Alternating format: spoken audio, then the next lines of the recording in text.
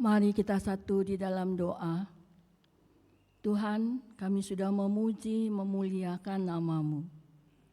Tibalah saatnya bagi kami mau merenungkan akan kebenaran firman-Mu. Tolonglah hamba-Mu di tengah segala keterbatasan, sehingga dapat menguraikan kebenaran firman-Mu ini dengan baik dalam pimpinan-Mu. Sehingga setiap jemaat-Mu mendapat berkat lewat perenungan firman ini. Dan hamba-Mu dan jemaat kami sama-sama bertumbuh di dalam kebenaran firman Tuhan. Kami bersama-sama belajar menerapkannya di dalam kehidupan kami. Terima kasih Tuhan, kami menyerahkan pemberitaan firman-Mu ini ke dalam tangan-Mu. Dalam nama Tuhan Yesus kami sudah berdoa dan mengucap syukur. Amin. Silakan duduk Bapak Ibu Saudara sekalian. Pagi ini kita akan bersama-sama merenungkan kebenaran firman Tuhan dengan tema yang diberikan adalah menjadi saluran berkat baginya, ya, menjadi saluran berkat bagi Tuhan. Nats yang diambil dari 2 Korintus pasal 9 ayat 6 sampai dengan ayatnya yang ke-15. Tadi kita sudah sama-sama membacanya. Mari kita akan melihat latar belakang di dalam konteks 2 Korintus 9 ayat 6 sampai dengan ayat 15 ini. Bapak Ibu Saudara sekalian, nats ini pada waktu itu di Yerusalem itu terjadi bencana kelaparan. Ya, jadi di sini kita melihat jemaat di kota Korintus itu menyatakan yang pertama kali bahwa mereka siap untuk membantu jemaat-jemaat di Yerusalem yang terkena bencana kelaparan tersebut. Dan kita tahu bahwa Korintus adalah kota pelabuhan yang kaya, sehingga jemaatnya secara ekonomi baik sekali. Lalu ketika ini terjadi, maka kesiapan jemaat Korintus ini yang mau membantu jemaat di Yerusalem ini memotivasi orang-orang banyak, memotivasi orang-orang lain untuk melakukan yang hal sama, untuk menolong akan jemaat di Yerusalem. Lalu di sini ada hal yang menarik di dalam latar belakang ini. Kenapa? Sikap jemaat Korintus itu membuat Rasul Paulus membanggakan jemaat Korintus ini di hadapan jemaat Makedonia, gitu ya. Tetapi seiring berjalannya waktu begitu, ternyata jemaat Makedonia inilah yang pertama kali memberikan bantuannya kepada jemaat di Yerusalem yang saat itu sedang terjadi bencana kelaparan. Lalu kita mau melihat gitu ya, bagaimana keadaan dari jemaat Makedonia ini. Di dalam 2 Korintus bisa lanjut, di dalam 2 Korintus pasal 8 ayat yang kedua ya, itu di dalam konteks ini dikatakan bahwa jemaat Makedonia pada waktu itu sedang di dalam berbagai penderitaan. Dan dikatakan di ayat kedua, mereka sangat miskin gitu ya. Tetapi menarik di sini Rasul Paulus bersaksi, tetapi mereka membantu jemaat di Yerusalem itu tidak hanya menurut kemampuan mereka, tetapi melampaui kemampuan mereka. Nah, ini yang menarik begitu, karena dengan seiring berjalannya waktu, ternyata ini jemaat di kota Tesalonika ini mereka ditunggu-tunggu tidak memberikan bantuan itu kepada jemaat di Yerusalem begitu ya. Nah, kita melihat di sini. Lalu karena hal ini Paulus mendesak supaya jemaat di Korintus mewujudkan komitmen mereka untuk membantu jemaat di Yerusalem, begitu ya. Nah, kita melihat hal yang menarik di sini. Kenapa? Sekarang si Paulus nih membalik posisi jemaat Korintus dengan menyebut-nyebut jemaat Makedonia untuk membangkitkan rasa malu dari jemaat Korintus, ya. Yang pertama mau mendukung, berkata mau membantu jemaat di Yerusalem, gitu ya. Tapi justru kok nggak memberikan, begitu ya.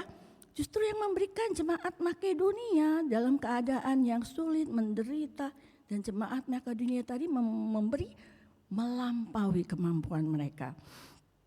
Karena itulah kalau kita lihat di 2 Korintus pasal 9 ayat yang kelima, itu Paulus itu meminta kepada si Titus dan juga 2 saudara lainnya untuk mereka pergi dulu ya, pergi mendahului Rasul Paulus pergi dahulu ke kota Korintus.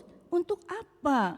Ya, dengan harapan supaya ini jemaat di Korintus memenuhi janji mereka untuk mengumpulkan bantuan bagi jemaat di Yerusalem, ya. Nah, menarik. Ini loh yang kita lihat ya. Nah, jadi karena hal ini yang menjadi latar belakang kenapa kemudian di ayat yang ke-6 yang kalau kita lihat dari 2 Korintus 9 ini kita melihat nanti bagaimana dari latar belakang ini apa yang kita lihat di dalam renungan firman pagi ini. Dengan tema menjadi saluran berkat bagi Tuhan, menjadi saluran berkat untuk Tuhan. Kalau menjadi saluran berkat berdasarkan konteks ini adalah dalam hal dana, begitu ya. Nah, ada hal yang menarik begitu. Ada seorang yang bertanya kepada Bill Gates, ya kita tahu Bill Gates itu salah satu orang terkaya di dunia. Nah, tetapi ini orang bertanya kepada Bill Gates. Orang ini mengatakan, adakah orang yang lebih kaya daripada kamu, begitu ya. Lalu si Bill Gates ini menjawab sambil dia berpikir-pikir, oh iya ada satu orang yang lebih kaya dari saya. Lalu mulailah si Bill Gates ini menceritakan ya, mengungkapkan satu cerita ya, bahwa cerita ini terjadi ketika dia belum menjadi orang terkaya di dunia.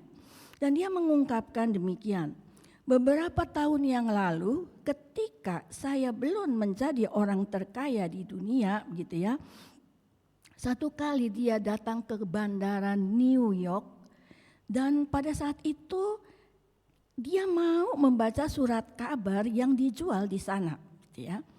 Tapi ketika dia ingin membeli surat kabar itu, ternyata uangnya tidak cukup, gitu ya. Nah, ada seorang pria ini adalah seorang yang berkulit hitam, ya. Dia memperhatikan Bill Gates. Dia tahu Bill Gates membutuhkan surat kabar itu. Lalu apa yang dia lakukan? Si orang kulit hitam ini ya dia memberikan koran itu secara gratis, cuma-cuma, tidak membayar begitu ya. Pria itu mengatakan demikian, koran ini untuk Anda ya. Nah, Bapak Ibu Saudara sekalian, menarik di dalam cerita ini. Kenapa? Singkat cerita setelah 3 bulan berlalu, nah si Bill Gates ini kembali ke bandara New York begitu ya. Dan kejadian itu berulang lagi ketika dia mau membaca surat kabar, dia mau beli kemudian dia perlu surat kabar itu, dia mau beli, uangnya kurang lagi begitu ya. Kembali dia ketemu dengan orang pria negro ini begitu ya. Nah, secara kebetulan ini hal terjadi sekali lagi ya. Nah, kemudian sekali lagi juga ini pria laki-laki ini memberikan surat kabar itu secara gratis kepada Bill Gates ya. Nah, di sini Bill Gates merasa dia berhutang gitu ya.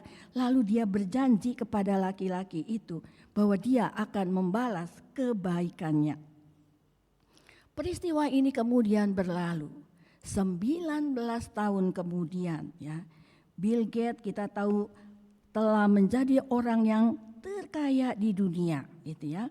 Nah, saat itu dia memutuskan untuk bertemu dengan pria tersebut gitu ya. Nah, pada saat bertemu dengan pria itu, Bill Gates bertanya, kamu kenal gak dengan saya gitu ya. Lalu pria itu menjawab, ya kau kan orang terkenal, namamu Bill Gates, semua orang tahu begitu ya. Nah, lalu apa yang terjadi di sini? Bill Gates berkata, beberapa tahun yang lalu kamu memberikan surat kabar gratis 2 kali kepadaku. Nah, sekarang aku ingin mengimbangi kamu. Lalu pria itu menjawab demikian. Apa? Kamu mau mengimbangi aku gitu ya. Kamu tidak dapat mengimbangi aku. Kenapa gitu ya? Bill Gates menanya kenapa? Lalu pemuda itu berkata, karena aku memberi kamu ketika aku miskin. Sedangkan kamu ingin memberi ketika kamu ini sudah menjadi orang yang begitu kaya begitu ya. Bagaimana kamu bisa mengimbangi aku begitu ya. Nah, disinilah Bill Gates berpikir. Lalu dia berkata, ya benar ya, kamu benar, kamu lebih kaya dari saya. Nah, Bapak Ibu Saudara sekalian ya, dari renungan ini menjadi saluran berkatnya, memberi artinya memberi, memperhatikan gitu ya. Untuk menjadi orang yang murah hati, untuk menjadi orang yang mau memberi, untuk menjadi orang yang mau menjadi saluran berkatnya, itu kita tidak perlu menunggu sampai kita memiliki harta yang berlimpah, harta yang banyak. Tidak menunggu sampai kita menjadi kaya gitu ya. Nah, tapi kita dapat memberi dari apa yang kita miliki. Dan kita ketika memberi dari apa yang kita miliki, kita memberinya dengan sukacita gitu ya. Nah, ini loh yang kita bisa melihat ya dari apa yang terjadi dengan Bill Gates dengan pemuda negro tersebut. Lalu kita melihat di dalam renungan pagi ini ada hal yang menarik begitu ya. Sekali lagi kita jangan melupakan apa yang menjadi latar belakang daripada konteks 2 Korintus 9 pasal 9 ayat 6 sampai 15 ya. Tadi konteksnya kita udah lihat begitu ya. Nah, di dalam bacaan Alkitab hari ini, si Rasul Paulus menyampaikan 2 prinsip yang merupakan pedoman bagi jemaat Korintus pada waktu itu di dalam memberi persembahan. Ya, nah tentunya ini juga bisa kita aplikasikan di dalam kehidupan kita, begitu ya. Nah, yang pertama kita melihat di sini itu di ayat yang ke-6, ya. Di ayat yang ke-6 bahwa apa yang kita tuai itu akan sesuai dengan apa yang kita tabur. Kalau petani menabur banyak, dia akan menuai banyak, ya. Kira-kira demikian. Nah, lalu kita melihat di sini sekali lagi konteks ini tidak lepas dari latar belakang tadi, gitu ya. Nah, kita melihat kenapa si Rasul Paulus mengatakan demikian begitu ya? Kenapa si Rasul Paulus tadi mengatakan kalau menabur banyak kamu akan menuai banyak begitu ya? Nah, ini berkaitan dengan persembahan yang diberikan oleh jemaat Makedonia begitu ya. Kita tadi melihat bagaimana jemaat Makedonia di dalam kesulitan, di dalam keadaannya yang kekurangan, tetapi dia dulu yang lebih bisa memberi bantuan kepada jemaat di Yerusalem dan dia memberikannya dengan sukacita begitu ya. Nah, kita melihat dia dulu begitu ya.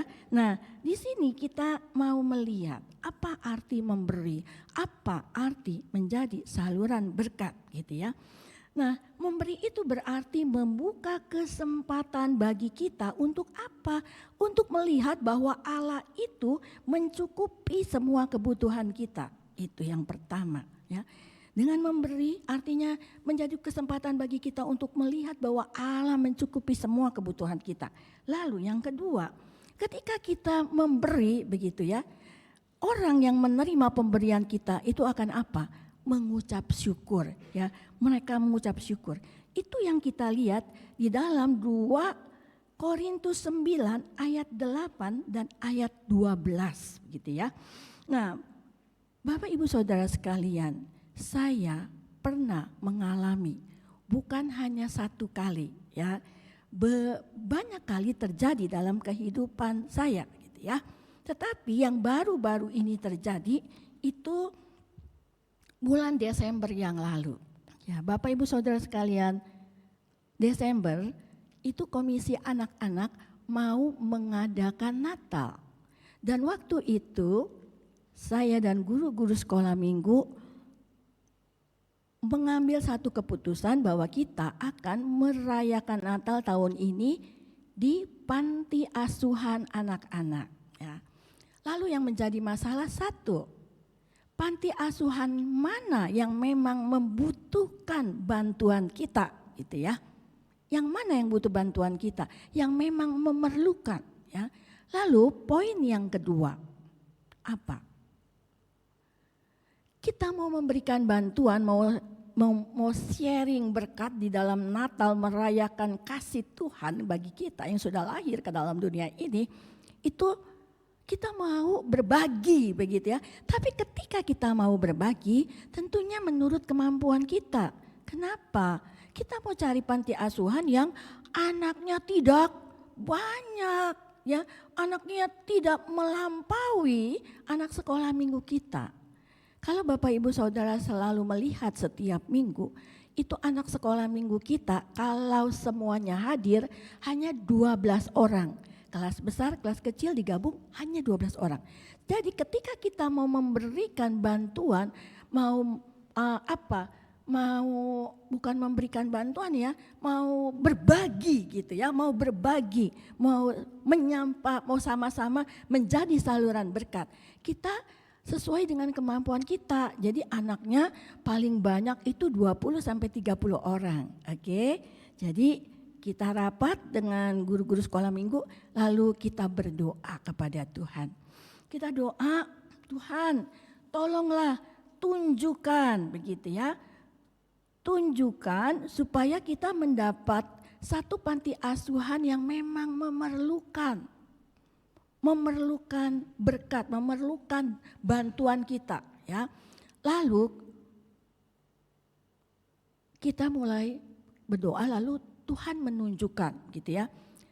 Kita survei ke 3 tempat ya. Singkat kata, Tuhan menunjukkan satu tempat, dia semacam dia bukan panti asuhan tapi semacam panti asuhan. Namanya rumah singgah. Rumah singgah, rumah sosial home gitu ya.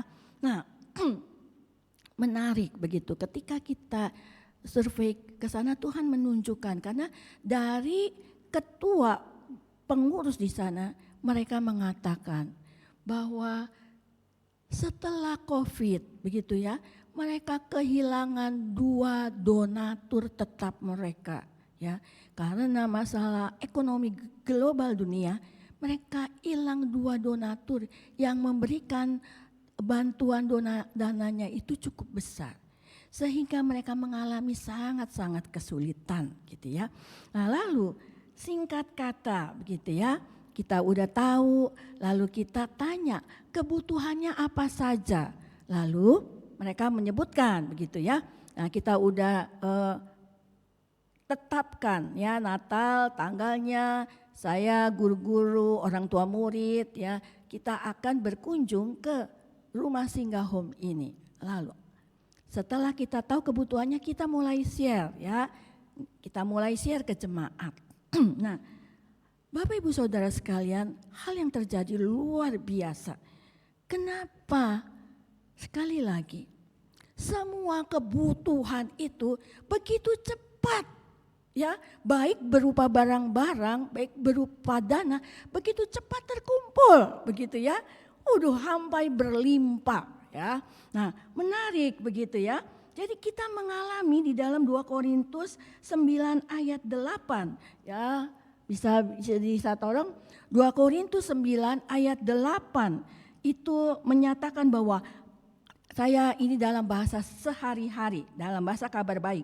Allah berkuasa memberi kepada kalian berkat yang melimpah ruah, supaya kalian selalu mempunyai apa yang kalian butuhkan. Bahkan kalian akan berkelebihan untuk berbuat baik dan beramal. Jadi kita ngalamin, baru kita share ya, itu udah terkumpul barang-barang yang dibutuhkan begitu banyak, termasuk dana yang terkumpul, ya luar biasa. Lalu pada hari H-nya kita ke sana ya. Kehadiran kita menjadi berkat dan pemberian kita begitu ya, baik berupa barang, baik berupa uang, itu menjadi berkat bagi mereka. Mereka takjub, mereka kagum, mereka amazed ya. Kenapa? Mereka nggak berpikir karena kita udah bilang dari awal anak kita cuma 12 orang. Jadi dalam pikiran mereka barang-barangnya nggak banyak gitu ya. Jadi ketika kita datang dengan membawa banyak begitu barang-barang yang mereka butuhkan sampai berlimpah dan dana yang terkumpul, disitulah ya kita yang memberi, kita juga mengucap syukur kepada Tuhan. Kita mengalami ya, kita ini mau memberi sekolah minggu ini bukan dalam keadaan mampu loh, terbatas. Tetapi ketika kita mau memberi, Tuhan memberkati luar biasa. Janji Tuhan ya dan amin di dalam 2 Korintus 9 ayat 8. Bahkan ketika kita ke sana, mereka bersuka cita ya. Dan kita juga mengucap syukur, mereka juga mengucap syukur kepada Tuhan. Wah, ini loh menjadi satu kemuliaan bagi Tuhan. Karena di dalam 2 Korintus 9 ayat 12, ini dalam bahasa Kabar Baik, ini kita juga mengalami. Di sana dikatakan, sebab perbuatan baik yang kalian lakukan ini bukan hanya akan mencukupi kekurangan umat Allah, tetapi juga akan menyebabkan banyak orang berterima kasih kepada Allah. Dan lewat itu menjadi satu kesaksian. Seperti di 2 Korintus 9 ayat 13, mereka memuliakan Allah ya, karena berkat dari Tuhan yang luar biasa yang mereka terima lewat kehadiran kita, lewat kunjungan kita. Nah, sekali lagi ini tidak hanya menjadi kesaksian bagi umat Tuhan dikatakan ya. Kenapa? Karena di dalam kepengurusan rumah singgah home itu ada orang-orang yang membantu, itu orang-orang yang bukan anak Tuhan. Ya, jadi ketika mereka melihat ini begitu ya, wah, mereka pun merasakan kasih Tuhan yang luar biasa lewat pemberian, lewat saluran berkat yang kita sudah salurkan. Ya, mereka mengalami kasih Tuhan, mereka mengalami bagaimana kasih dan perhatian kasih Tuhan dan juga kasih Tuhan lewat kasih dan perhatian dari kita. Komisi Anak-anak GKRI Kelapa Gading. Nah, itu yang kita alami. Jadi ternyata apa yang menjadi kebenaran firman Tuhan ini ya dan amin ya. Nah, menjadi satu perenungan kita bersama gitu ya. Mari kita mengevaluasi apakah semua harta kekayaan yang kita miliki, uang ya, secara khusus ini di sini menuju kepada konteks ini adalah persembahan kasih ya dari jemaat ya, jemaat tadi Makedonia begitu ya. Nah, jadi di sini mari kita mengevaluasi setiap kita masing-masing termasuk saya di dalamnya ya sebagai jemaat GKRI Kelapa Gading ya.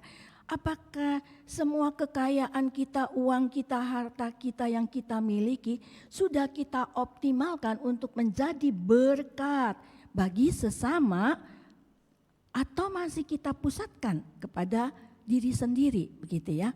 Nah, biar menjadi perenungan kita ya, termasuk ketika kita memberikan persembahan di dalam kantong kolektor yang memberikan persembahan. Kenapa?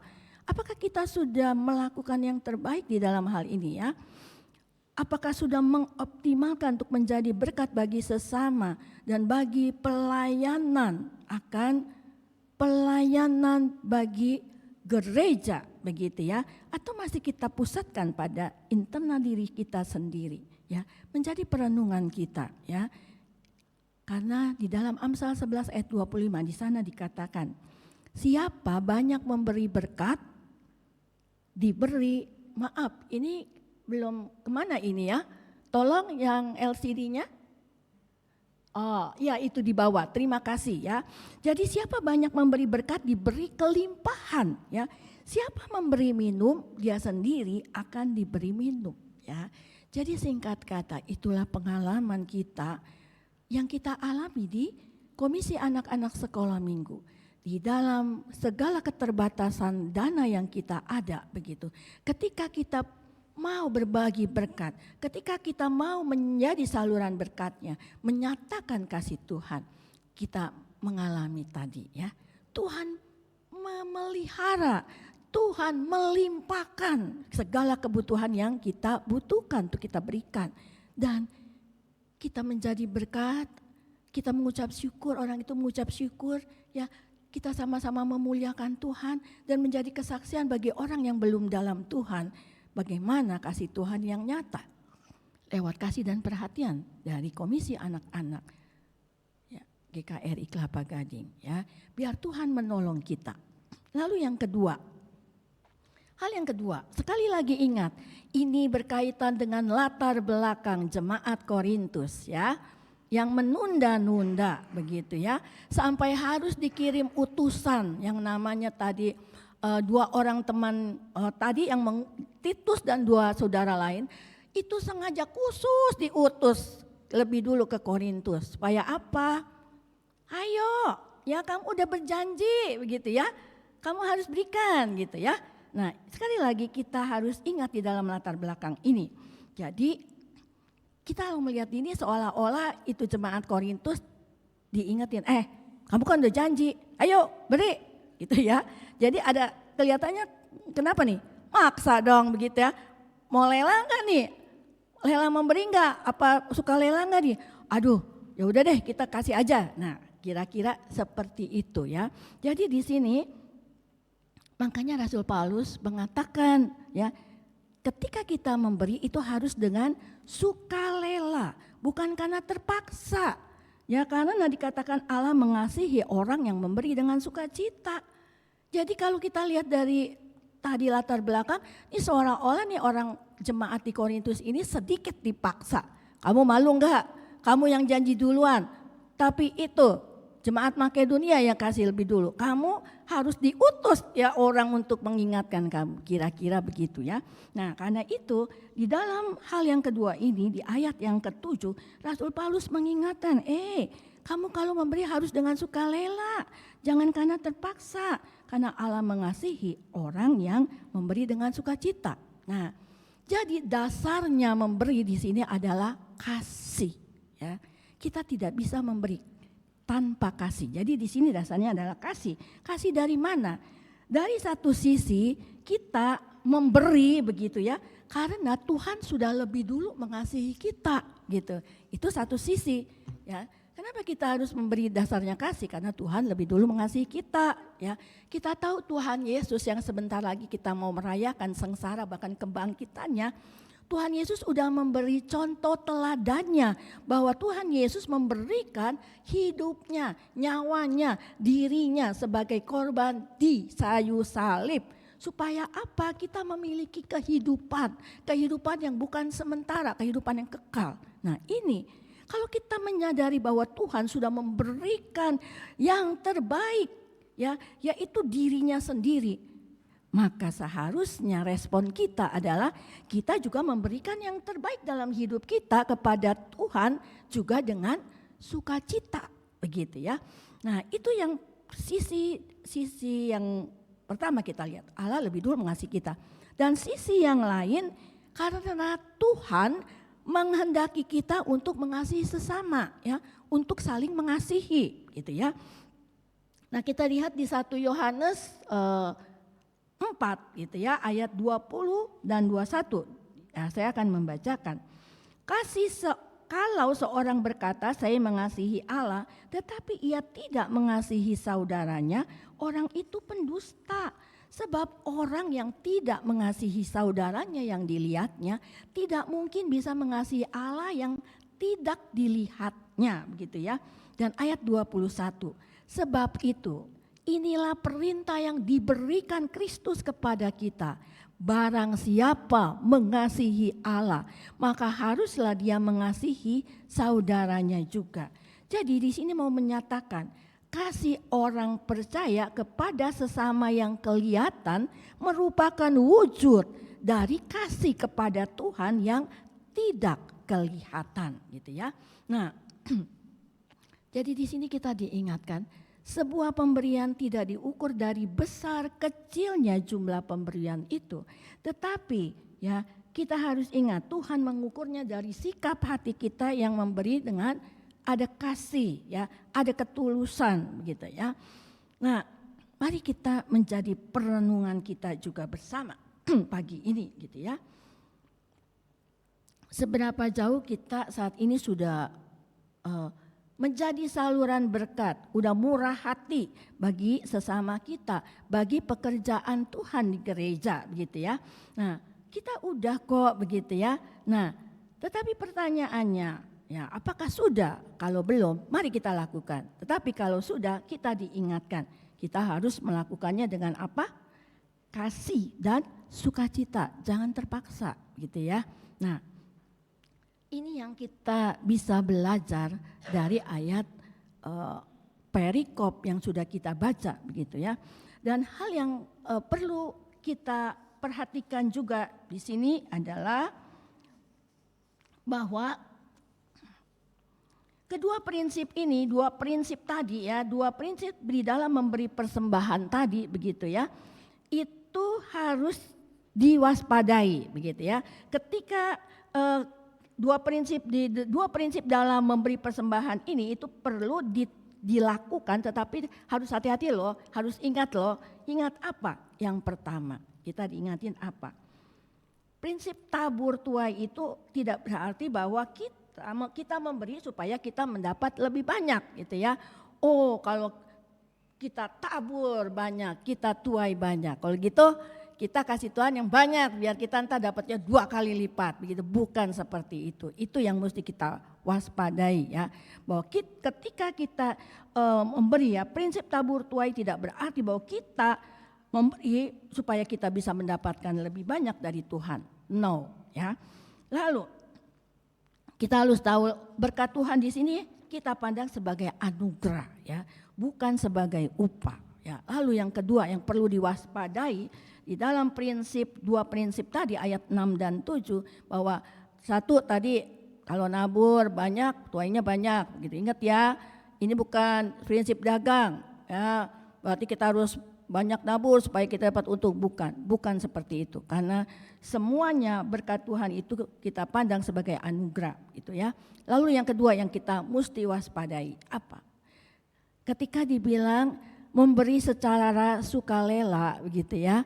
Bukan berarti di sini kita memberi apa adanya, ya, memberi dengan apa adanya. Dilihat di dompet, ada 50, ada 100, ada 20, kasih yang 20, gitu ya. Jadi di sini kalau memberi secara sukarela bukan berarti kita cukup memberi dengan uang kecil. No juga, kita perlu waspada akan hal itu, begitu ya. Nah, jadi di sini yang dimaksud di dalam memberi, memberilah yang terbaik. Tuhan saja sudah memberikan nyawanya untuk kita supaya kita punya kehidupan kekal. Jadi respon kita harusnya ketika kita memberi, kita juga memberikan yang terbaik sebagai apa yang menjadi anugerah Tuhan yang luar biasa. Nah, kira-kira ini yang menjadi renungan kita ya, biar menjadi evaluasi kita ya.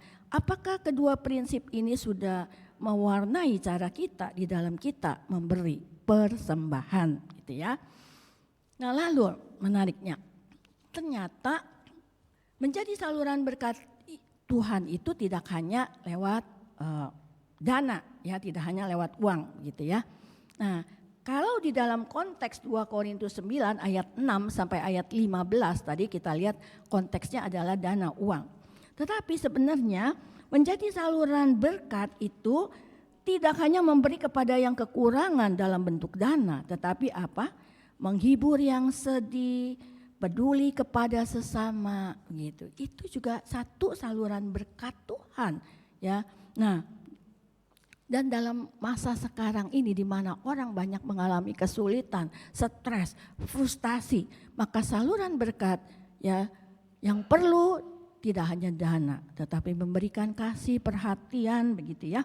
Nah, ini juga sangat penting begitu ya, menghibur yang sedih, peduli kepada sesama. Ada satu kisah, saya nggak tahu begitu apa Bapak Ibu Saudara pernah ngalamin ya. Jadi ada satu orang bapak gini, aduh dia lagi masalahnya berat begitu ya. Kenapa?